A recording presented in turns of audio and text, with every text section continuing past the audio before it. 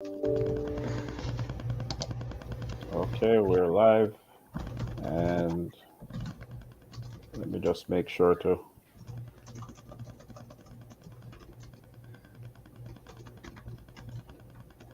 There we go.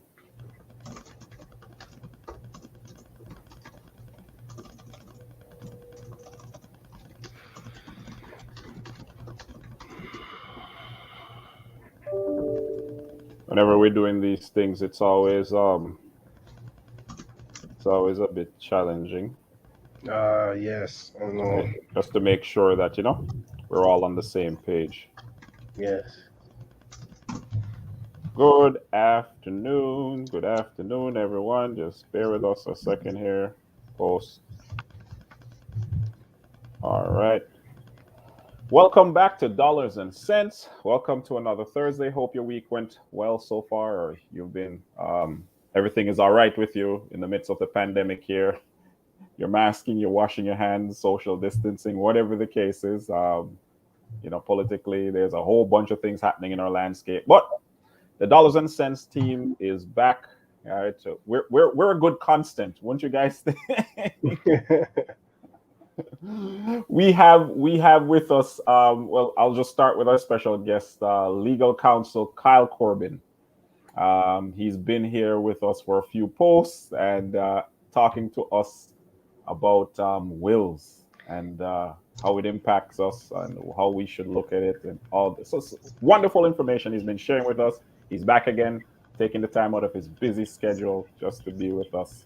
So we're gonna hold him for a few, and as we discussed today, and we have with us, part of the team. Well, Keisha popped in right on time, but we have. I'm going to start with the person who was here before, Miss Billie Jane Bolton Rojo. Whoa! That was good! Rojo! Hi, everyone. Right.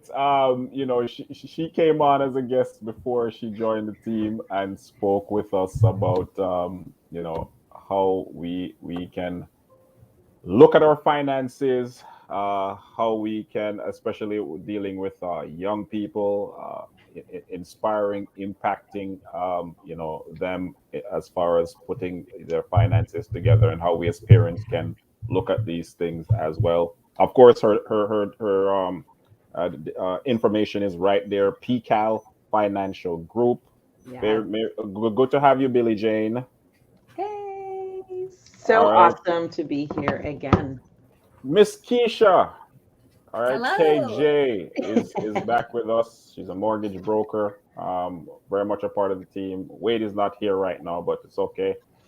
He might be able to jump in a few. If not, we'll see him at another time. All right, guys, we're gonna jump right in. I don't have much time to do, too many preliminaries or anything like that. Our guest has some things to take care of, and we don't want to keep him long. So, Kyle, we have been talking about the wills, right? And Yes. we also mentioned on the last episode that we're going to look at some questions, perhaps that folks sent in. We do have some questions, so Thank you. we're gonna look at those, and then. But when you ended last time, you had us on the edge there. You just dropped the bomb and then you just left, right? Yeah, Seems to you happen every time he comes, right? you're Just you're leaves Yes. the cliffhanger. you're gonna have to fix that, sir. You're gonna have to fix that, No problem. No problem. because we were off a different idea here when it comes to wills and one will versus two, all these different things. But then you told us, and then we go, Yes. it's, Yes. so Well, go ahead, go ahead. thank you so much for the introduction. You're always Mhm. a pleasant on the introductions. I'm glad to be here. Billy Jane, Keisha, hello. Um, yeah, I think the last time we've gone over quite a few topics. I believe we've touched on pretty much the expanse of what wills covers, Right. without getting into obviously too much detail. But Hmm. yeah, we did finish off on the different types of wills in terms of whether you should have a joint will, a separate will, that sort of thing. So I'm hoping to jump back into that. But I think, as you've stated, we did have a few questions that I think would help to work as a refresher Okay. for any viewers that are kind of maybe missed a few weeks or are thinking about something that wasn't clarified or maybe want to be reminded of a few details. So that'd be great if we could go through some of those questions. All right. And then I'll jump into the remainder of the topic. So we have several. I can start with question one. Is that okay, guys, if I start with that? Sure. All right. Okay. So question one, I'm separated from my spouse. When should I change my will? This is a very good one. I think we touched on it the last time as well. This has family law implications, and this really speaks to the nature of kind of always revisiting and updating your estate planning based on your life circumstances, and that's really a significant consideration with wills is changing life circumstances. Mm-hmm. Definitely on separation, if your will is drafted in a way that you no longer want it to be based on the separation. If you had aspects of your estate that were left to your former spouse or Mm-hmm. that sort of thing, then it's definitely something that you'd want to change. I always encourage that. There may be new children involved. You may have got into a new relationship, and therefore you definitely want to update your will if you're going through a separation or recently separated. Definitely. All right. Anybody want to comment, or do we just go on to question two? Well, I'm just thinking sort of further to that because you talk about like life changes and stuff, which then leads me to, wonder about one of the other questions that we had, but just since we're talking about life changes, is like, at what age should you consider doing a will? If could you start early, or should you only start when you have something substantive, substantive estate, like what are those considerations, especially for our young people? When should they consider getting a will? Yeah, that's a very good question. So generally, legally, for a will to be enforceable, it's usually around the age of 18 years old. Um, that is the age of legal enforceability for drafting a will, um, or a binding legal document, pretty much across the board, anyways. Um, when should you start? It really depends on the person. As I said, you can have a will drafted from the time you're 18 years old. But as you led to Billy Jane, do you have anything to administer in terms of your estate? Have you accumulated any wealth? That sort of thing. Um, but in any event, I mean, you still can draft a will again from the time you're 18. So making that decision is something that I think is really subjective because, as we led on to in prior discussions, your estate doesn't have to be composed of millions and millions of dollars. This isn't something only for wealthy people. It can be, as small as your the jeans you're wearing, or the few things you might have, a couple books that you want to leave to somebody, up to if you have a sizable estate. So I think at any age where you are considering leaving something for somebody and it's economically feasible, meaning the cost it's going to take to draft the will versus what you actually have to leave behind, and the how important that is to you is going to really be the determinative factors in whether or not you should draft a will. Generally, it's advisable once you start to undertake life insurance policies. If you're starting to, if you become employed, you start to generate wealth. Mm-hmm. If you start to own anything, vehicles, RSPs, anything that you could pass on to anybody, then it's really advisable from a legal standpoint on where those things should be allocated. But again, it can be anywhere from your 18 to whenever.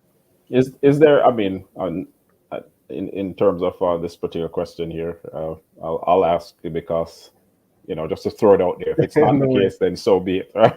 Right. What if the young person isn't 18 and maybe their parents, they don't have any parents, or they're in a situation where somebody's their guardian, or can they use can they come up with a will still, or no, or it's just the 18 is like that magic number?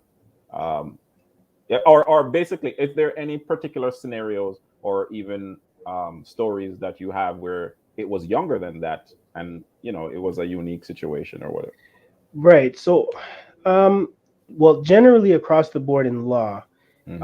in Canada, anyways, the age of 18 is really considered your legal age of really, adulthood, of Right. understanding, or Right. the law recognizes that you understand Hmm. legal implications that may affect you. Right. So technically, if you're under 18 and you did draft a will, your will may not be considered valid at law, Okay. because you're not considered to have the legal capacity to really understand entering a contract, which essentially what it is, for the provision of your estate. There's that. There's also under 18. Not that it's impossible, but it's unlikely you're going to have much of an estate. However, um, there may have been an inheritance that somebody under 18 has received. There may very well be assets. Usually, though, um, a will something that was left to somebody under the age of 18 Hmm. is usually done by way of what's called a life interest or a life estate. Right. And what that is it's a trust in Mhm. essence, which means that let's say, for example, the young person's parents left them a part of their estate, which is exactly what we're talking about. You usually leave an estate for your child. Hmm.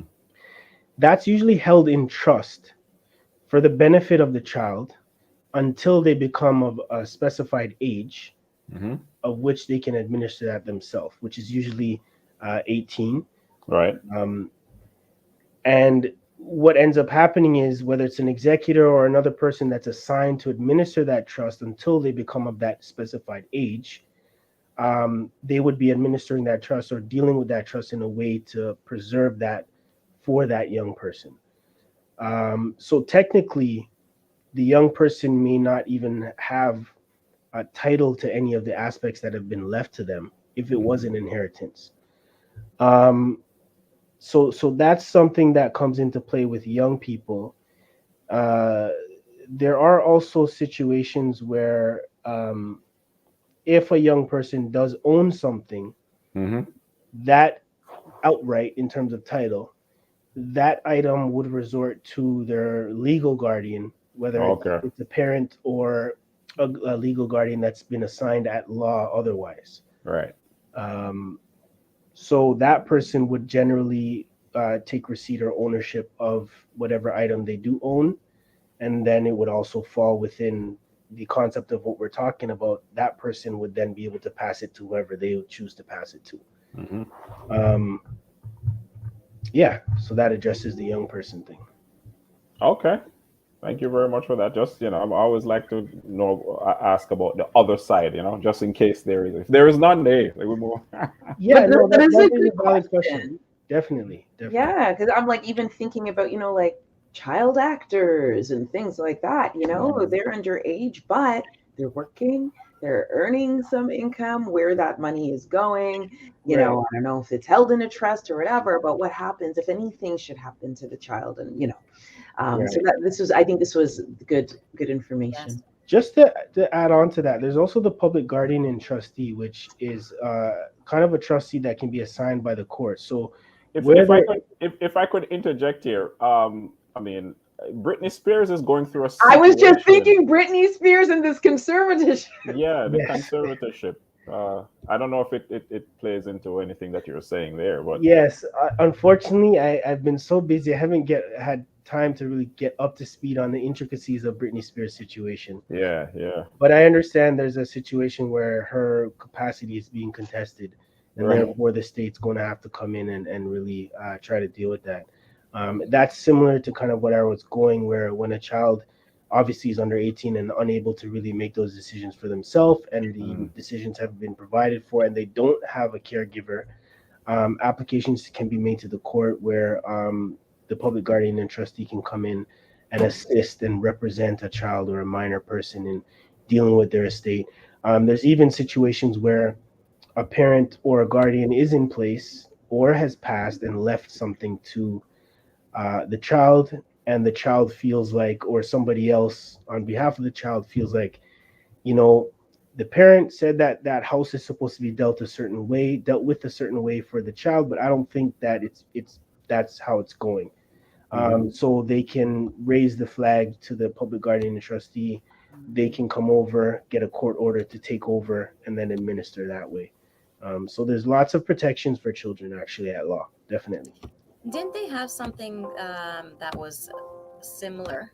I think they called it the Macaulay Culkin law or something, where his parents said something similar with his funds, his inheritance, and then they put something in place to protect, I guess, individuals, maybe like Britney Spears, or I don't know, maybe they didn't, go down. I mean, now that we're having the conversation, like a whole bunch of these names and these situations are popping up now. But I can't remember I know something. I know something about the Macaulay Culkin situation. Yeah. But I don't know the details of it. Yeah.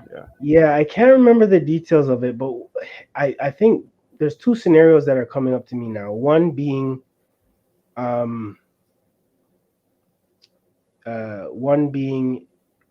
who could access that on behalf of the young person, meaning that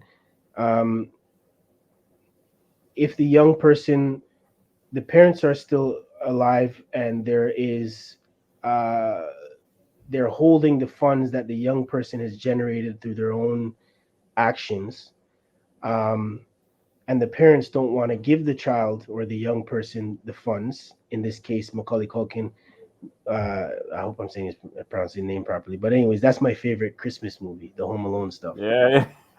Every year I watch it with my grandmother. That's our thing. He made a lot of money, I'm assuming. Had a bit of a rough time, wanted to pull some out. Parents said no for whatever reason. There are situations where you can apply to the court to try to get that situation dealt with. There's also times where, like in our case, what we've been kind of like explaining prior to that question, with respect to where a young person, they may have lost their parents, and there is a trust that's being in place for their benefit, holding the estate until they get to a certain age. Even if that was your intention in the will, and it could be okay until they reach the age of 21 or until they finish college. I've seen case law where it was actually contingent on them successfully completing a college or university program. And if they didn't complete that program successfully, they had no entitlement. And if they did, they would benefit. And in sports, we call that incentives. They build it into the contract. Basically. Right. So I want to get that, I want to get that inheritance. So I better complete my doctorate in whatever, despite whether or not I wish to. But those types of things, I've actually seen case law where, despite the testator, which is the person who's drafting the will, despite their intention, you can apply to the court to have that circumvented, provided that the overall intention is to actually benefit the beneficiary, who's supposed to benefit anyways. And that's actually pretty big when we talk about wills and estates, because the court's primary intention is to really uphold the will or the intention of the person drafting the will, the making the testation, right? Or testing. So when you can come in and actually circumvent, that's actually pretty big. But it's usually done on the premise that it is meant to benefit the beneficiaries anyways, who are meant to benefit. So that's another situation where that can occur. Wow. That is so insightful, like that you can draft, some contingents in there, and, it's possible that there could be some workaround. So that's something very interesting. But it sounds like mostly, like, generally that we're talking like the average scenario, right. Kids at age 18, they may not have a lot that they're thinking about, leaving behind. Right. So in that case, I mean, even if they want it, and I think it's great to, have these conversations. So kids, youth are even aware of this, so they can start planning ahead and knowing when the time is right for them. But just sort of thinking about costs and stuff like that. It may not be worthwhile for a young person to spend the funds to have, a professional draw it up for them. So maybe if it's something that's important to them, they could do it themselves, maybe. And then as they get older and acquire more assets and make sure it's professionally done. Or is it even an opportunity as a family, right? I'm just thinking, like, I've got an 18-year-old, right? And, I am going to be meeting up with Kyle in the very near future because I'm heeding all of this, and that we need to revisit our will. We've got our will drawn, but it's been sitting there. We got to dust it off. She's making her own moves now. She's 18. She's making her. And so it's like, is this a good opportunity? Like, raise the awareness and like family, Right. is that something, to consider? Or just like, what, hon, here's a document. Start thinking about it. You can, write it on something more than a napkin, and yes, progress beyond the napkin. And what you're saying is that the essence of something you shed light to earlier, which I had mentioned, is changing life circumstances, right? The younger you are, the more likely you're going to have changing life circumstances, and therefore you're going to want to revisit. It's encourageable to revisit, just like in the separation question, KP, to frequently revisit your will. And to update it and make sure that it's reflective of your current life circumstance. So, yeah, definitely. All right. The other questions. I mean, I know we got to get to the main things that you got to talk about, so we'll just drop a couple more here. I know you may have addressed this too, but if so, we can drop something else quick, or if not, you elaborate. Why do I need a lawyer to prepare my will? We did address this early on, but it's something that I always reinforce. And it's going to actually lead into a story that I have that I think will address something else that we'll talk about. But it's always good to have a lawyer draw a will to make sure that your intentions are legally enforceable and are legally valid. A lawyer can tell you what you can and cannot do. A lawyer will also give you insight as to your estate planning and what financial implications your intentions may have. And that would help to change how you maybe want to administer your will. For example, having the information in terms of having beneficiaries listed on your RSPs and your life insurance policies to avoid any estate administration tax. Advising you as to, based on what you wish to leave, if there will be estate administration tax or not. A lot of these things the average person may not understand. Not that they couldn't find the information if they dug for it, but obviously a legal professional is the one that would be better positioned to advise where that's concerned. I do have an example. I had a client actually who's in a dispute with a after a remarriage with the children from the previous marriage in regards to her late husband's estate, who had recently passed. There was no will in place, and there was the gentleman had drafted a letter that was not an official will by himself one day when he got rushed to the hospital and really wasn't he wasn't sure that he was going to come out. He did end up coming out, but it was drafted in a bit of a rush. And that's the only thing that he really had to express his intention. He ended up passing a little bit later, but now it's like, okay, well, it's not valid. Things changed due to his illness. Did he have capacity at the time? So it raises a bunch of issues that now have to be after the fact, which I'm sure he didn't want. His children are arguing and fighting with his second wife, and it just leaves a bad taste that I'm sure he didn't want to happen. So, and I think that is really something that can be avoidable if you do consult a legal professional who can understand the legal implications of drafting a will. And something I did mention that I just want to elaborate on is capacity. Lawyers have certain due diligence checks that they have to do in terms of determining whether or not somebody has capacity to even understand the legal implications of a will in drafting them. And if you don't, they can refuse to draft the will for you. And we all know that capacity is something that can be there one day and another day not be. Alzheimer's, dementia, and it's really something to assess. It may require contacting a medical professional to assist in that evaluation. So it's better to get a professional to really help you work with that. Or if you're encouraging somebody to get a will, be encouraging them to get the proper professional to assist with that. Wow.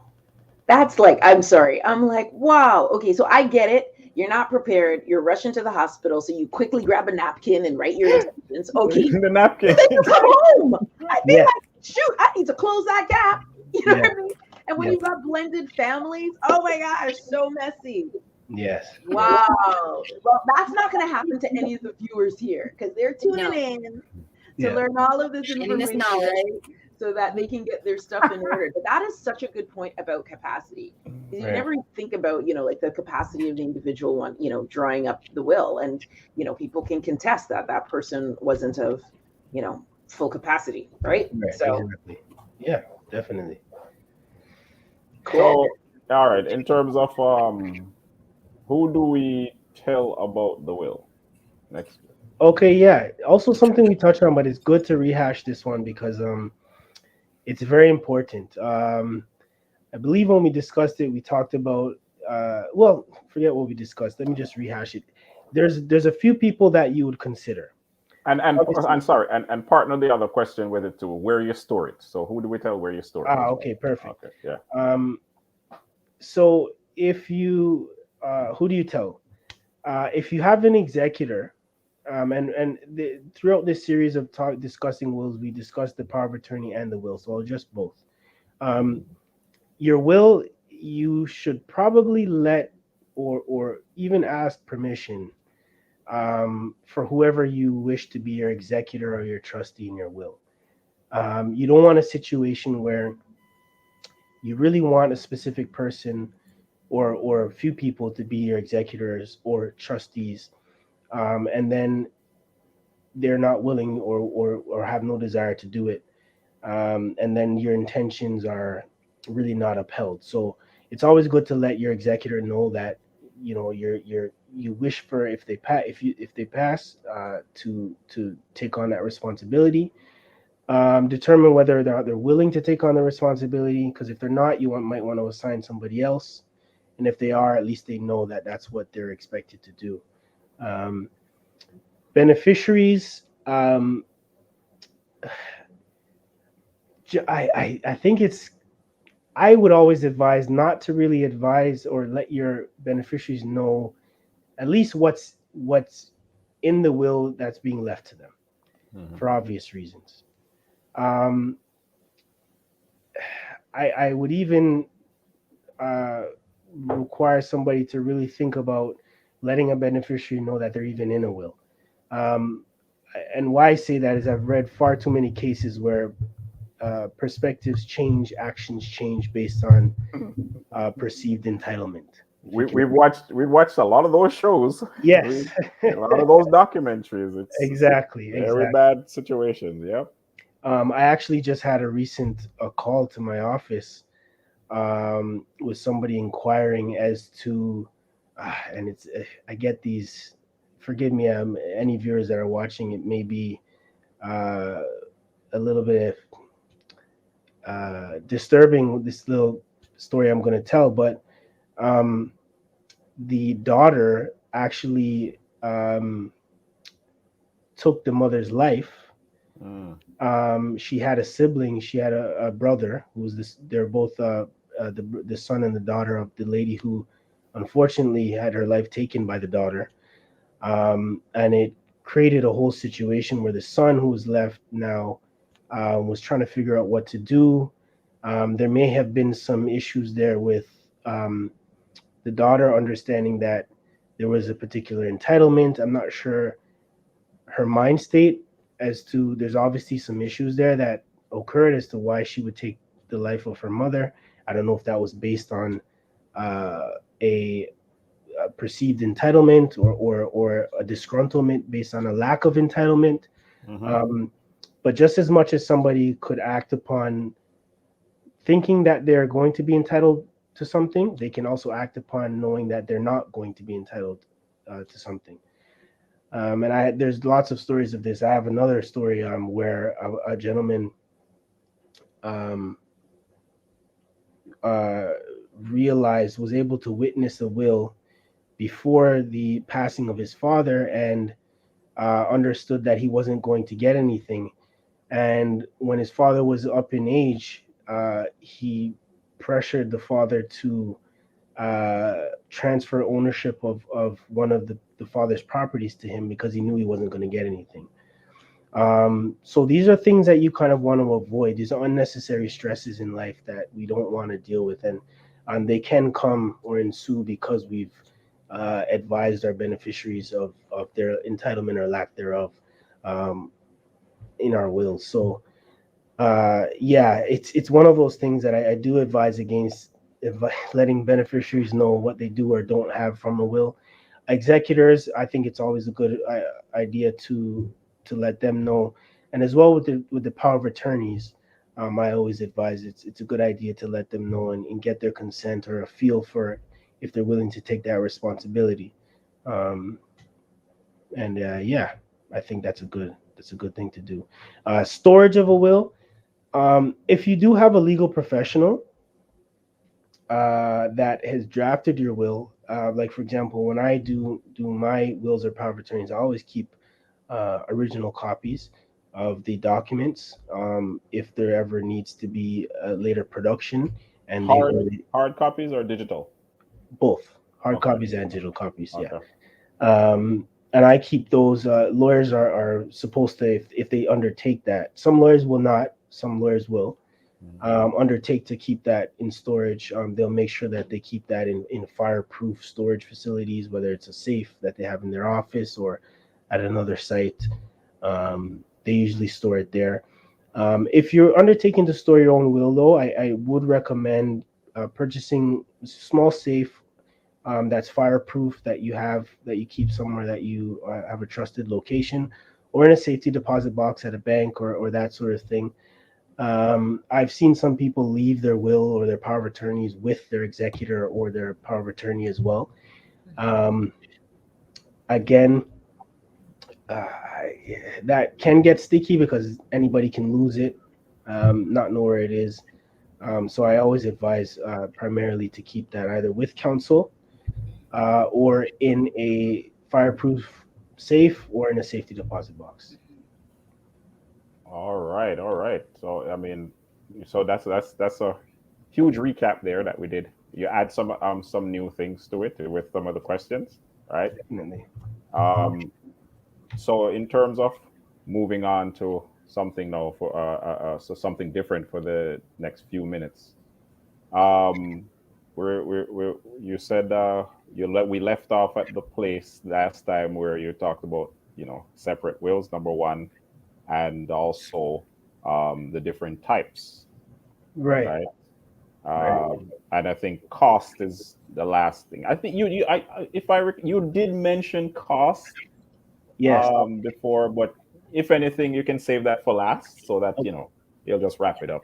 No problem. Thank you very much, KP. So, Mm, yeah. So I think in terms of the different types of wills, we did touch on. I believe I received a question on the last portion there, with regards to joint wills. mm, Um, Now, there's a few types of wills: joint wills, separate wills, mirror wills. In terms of the legally enforceable kind of wills that you would get drafted from a legal professional, obviously there's holograph wills and letters of intention, all that sort of stuff. But in terms of consulting a legal professional, those are the three types. So we'll start with joint wills. This is something I believe I mentioned in the last little portion, that Mm-hmm. I advise against. Mm-hmm. Why I advise against joint wills is because it's a single will, and it's joint, meaning that if usually in the case of a married couple, um, deals with uh, both spouses and what happens if either or was to pass. Mm-hmm. Usually, it's drafted in the sense that if one spouse passes, the other inherits, and then Vice versa. Yeah. vice versa. And then Mhm. if whatever would happen, I guess once the remaining spouse passes, will also be addressed. Yeah. Um, and it's usually in the premise of being left to a child. If there's no children, then it would be to whoever they Right. designate. Yeah. Um, but usually a joint will is drafted to require that both parties sign off if they want to modify the will. Mm. And obviously that's something that you would have. If you're going to make a joint will with somebody, why would you want your spouse to go and unilaterally just change your will? You Right. wouldn't Right. want Right. anybody to do that because it's your will too. Mhm. The difficulty with that is that when it's drafted like that, which would make sense in a joint will, again, you wouldn't want anybody to just change your will. Um, what happens if one of the spouses passes? Now you lose the ability to modify your will or revoke your will because the other party can't sign off on it. Oh, Wow, that's another bomb. Right. oh, yeah. You can't be doing this to us, guy. It's like, Yes. So I'll just readdress that. So Yeah, you're losing me there. Like I mean, I yeah, for some reason I'm thinking, if the person passes away, then you don't have to worry about the other persons and their signature and all that sort of stuff. You are now, but In you're the control. professional here. Yeah. Talk to me. well Talk to this is me. what I'm saying. So if the will is not properly drafted Mm-hmm. and you have a joint will situation, Yeah. you could run into a situation where obviously you're going to draft the will so that the either party can't modify the will Mm-hmm. without your consent. Yeah. If the will's not properly drafted, what will end up happening is uh, if one person passes, you now lose the ability to change the will because that person's not there to consent to changing the will. And that's Mm-hmm. their will. That is their will too. That So, exactly. right. Yeah. That's their will. That's their intention. Mm-hmm. So unless you're sufficiently certain that you're never going to want to change this situation, which we know is not likely the case, as we just discussed in terms of changing life circumstances, I would advise against drafting a joint will that requires the consent of the other party. Um, yeah, so for example, you could have new children that come into play, new grandchildren, changing relationship that dynamics in terms of wanting to separate, etc. Then you need the person to get to sign off on changing the joint will. Um, now, you obviously could draft the will in a way that uh, provides for these changing circumstances. Like if one person was to pass, there's a contingency, or if there's a changing circumstance. But then you leave a lot of ifs and what ifs and this and that and consent and not. You know what I mean? So it adds a complexity to a situation that doesn't need to be there. And that's one of the reasons why I advise against joint wills. Now, the way in which this comes to my next point, I always advise for people to get separate wills. And you can achieve, so essentially with a joint will, what you want to achieve is somewhat of a mirroring of intentions. And you want defaults if either or passes. Mm-hmm. Um, but what I think you can achieve that with is having a separate will, but it being what we call a mirror will. So essentially, a separate will is a will that either person drafts and has for themselves that can be changed or revoked on that person's intention on a changing life circumstance, whether it be a separation or one party passes and you want to change it, or new children, grandchildren come into play and you want to add them to the will. Separate wills accommodate that. In terms of wanting joint intentions, a mirror will can accommodate that by just having separate wills, but mirror each other and would allow and provide provision for, okay, if that person passes, then this will occur, and if that person passes, then this will occur. So a mirror will is usually created by partners or a married couple.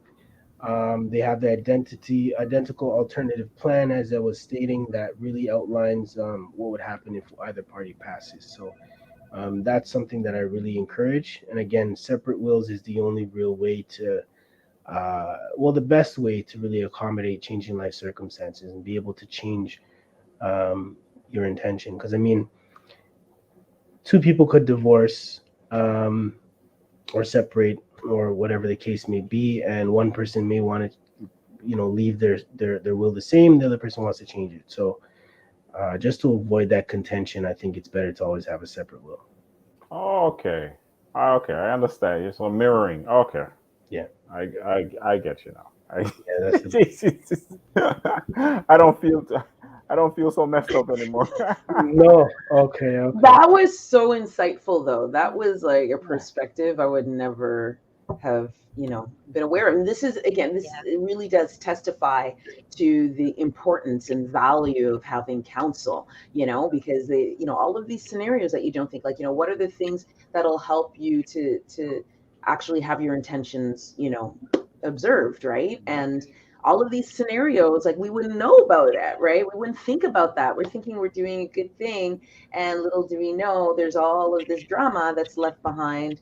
And just speaking to somebody, just speaking to counsel, and yes, invest in it. It's worth it. Like, for me, as far as I'm concerned, it's worth it to invest in someone who's a professional at what they do.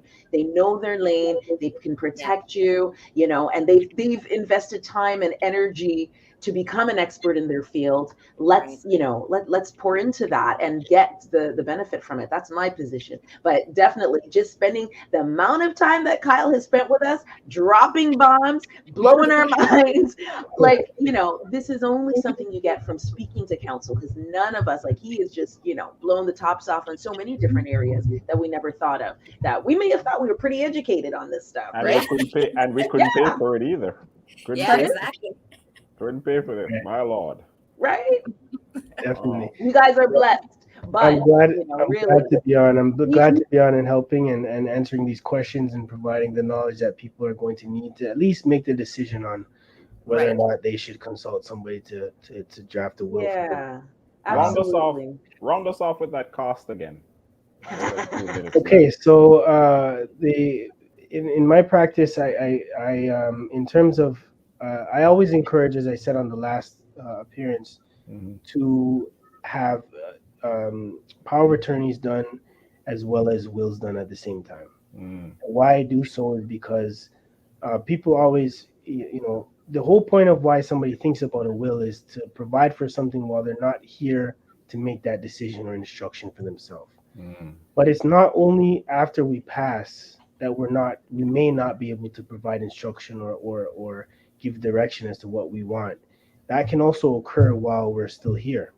But have some sort of medical situation or be predisposed, even sometimes out of the country, it could be, or just not able to make that decision for themselves. And that's where the power of attorney comes in. So it provides a proper transition in terms of dealing with your estate while we're still here over to while we're unfortunately not here anymore. And in that package, my package usually starts at around $750 plus HST. And can range up to about $1,000 depending on the complexity of the estate documents and what has to be allocated for. And again, that includes a power of attorney for personal care, which deals with your personal care while you're still around, but not able to provide for your own personal care. So, for example, do you want to be in a nursing home? How is your financial means supposed to be provided for if you're unable to do that for yourself? What type of care you wish to have? Do you want life sustaining treatment or not? Do you want how do you feel about your organs being donated? all of that stuff. How do you want your funeral to be provided for? That's another thing that your power of attorney can really deal with. Um, and as well as your continuing power of attorney or power of attorney for property, is how are your finances supposed to be dealt with when you're not able to make those decisions, but you're still with us? Who has that power to deal with that? Who should be able to, does that power entail dealing with bank accounts? Does that power entail investing the funds? Does that power entail spending it on XYZ? What does that entail? So that's a very important document as well in terms of estate planning.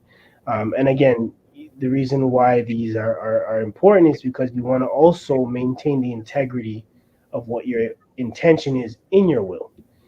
You don't want a situation where your power of attorney can use your property in a way that frustrates the intention for your beneficiaries. That's something you can also deal with in your power of attorney.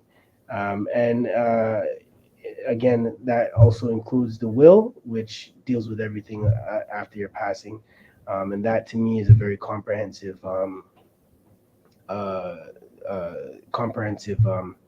package in terms of estate planning.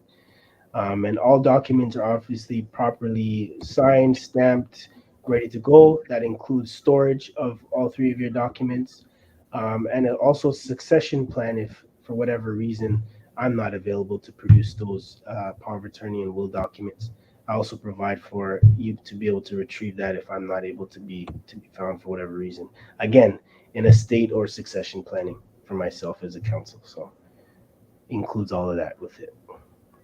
In terms of where we are right now with the pandemic, and somebody wants to reach out to you, are they able to do it virtually, or all of these, what you just described here, has to be done on in person, or is there like a DocuSign type thing, I really advise against DocuSign. I have my reservations with DocuSign, especially when it comes to a will and a power of attorney. Yeah. If necessary, the Law Society has made provisions for how that can be done. I always encourage for these things to be done in person. Yeah. That way I can assess capacity, I can assess duress and undue influence if you're being pressured, which I can't necessarily do virtually. Right. If I have to come out in a hazmat suit, I will. Okay, I get you. Yeah, I get you. I'll come out full masked up, hazmat suit, ready to go and make sure that you're okay. So wow, you just I don't want to gloss over what you said. You've got to assess, even from a legal standpoint, is this person under direct? Oh, wow. Okay. Yes. Your will, and this is something we've touched on. I'm just gonna, since you've raised your ears on that one. Duress and undue influence, as well as capacity, which you've addressed today, are crucial in determining whether or not a power of attorney and a will are valid.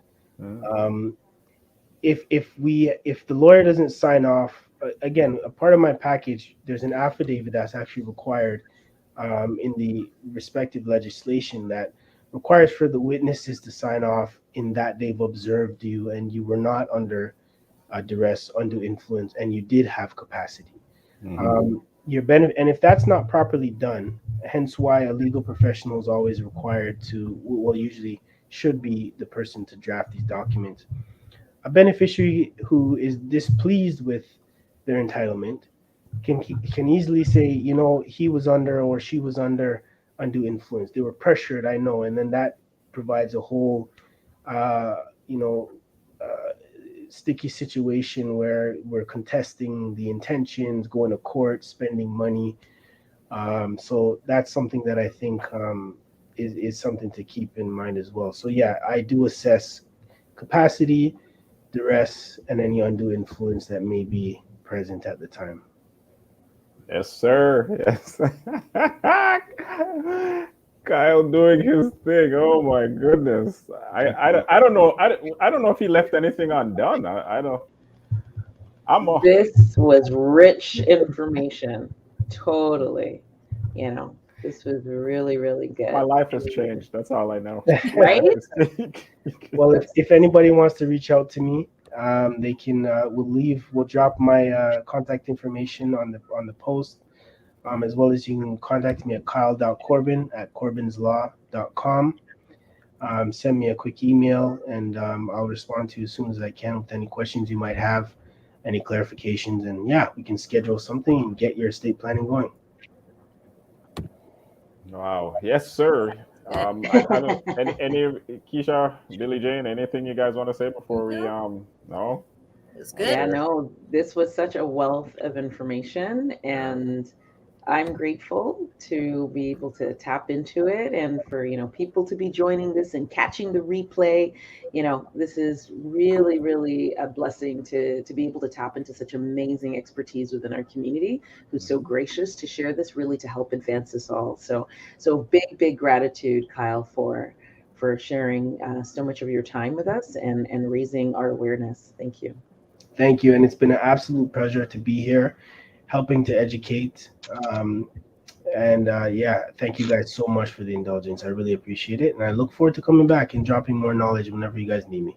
Yeah, I know you gotta go, but on a lighter side here, you're a very busy man. What do you do to sort of like unwind? Are you into sports and all? What's Yeah, especially that's with a the good question. pandemic. Thank you. That's a good question. Definitely something I need, and I encourage anybody else in terms of achieving balance. I run. I try to run every morning.